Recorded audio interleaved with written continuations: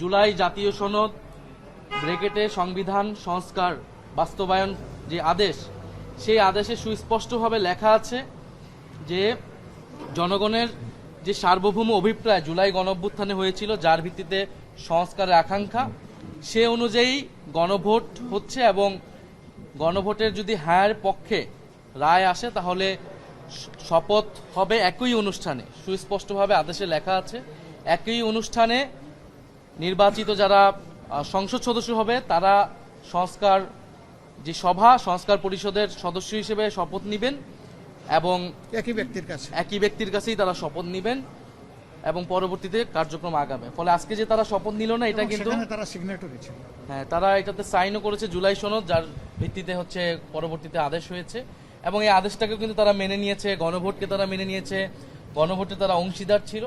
ফলে যেই ব্যাখ্যা তারা দিচ্ছে এই ব্যাখ্যাটি একেবারেই গ্রহণযোগ্য নয়, কারণ গণভোট বলতেছে সংবিধানে নাই, গণভোট জিনিসটাই সংবিধানে ছিল না। গণভোটের বৈধতা হচ্ছে সেই আদেশ।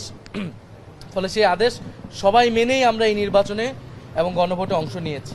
ফলে এখানে একটা আইনি এবং সাংবিধানিক সংকটও তৈরি হলো। আমরা জানি না এটা কিভাবে এটা নিরসন হবে। আমরা আহ্বান করব যে তারা দ্রুত সময়ের মধ্যে শপথ পাঠ করে এই সংকটের নিরসন করবে এবং জনগণের প্রতি কাছে যে আমাদের সকলের প্রতিশ্রুতি ছিল সংস্কারের পক্ষে, সেই প্রতিশ্রুতির পক্ষে কাজ করবে। ধন্যবাদ। আমরা এখন পরিচয় করে দিই আজকে একটা শব্দ জি প্লিজ।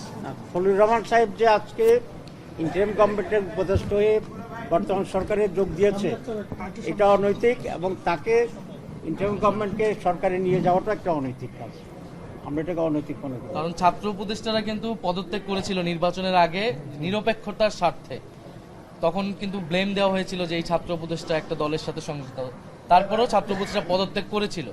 এখন খলিলুর রহমান উনি যদি এই বিএনপির সরকারে মন্ত্রী হন বা সরকারের অংশ হন, তাহলে কিন্তু একটা প্রশ্ন উঠবে যে আগের অন্তর্বর্তী সরকারে উনি তাহলে ওই রাজনৈতিক দলের পক্ষ হয়ে কাজ করেছেন।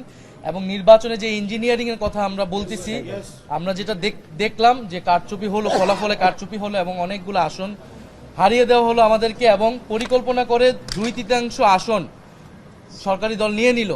এই সংবিধান সংস্কার যাতে না হয়, এই জটিলতা, এটা কিন্তু পুরাটা একটা ইঞ্জিনিয়ারিং আজকে আমরা দেখতে পাচ্ছি। আজকে জাতির সামনে সেটা উন্মোচন হচ্ছে খলিলুর রহমানের সেই মন্ত্রিসভায় যোগ দেওয়ার মাধ্যমে।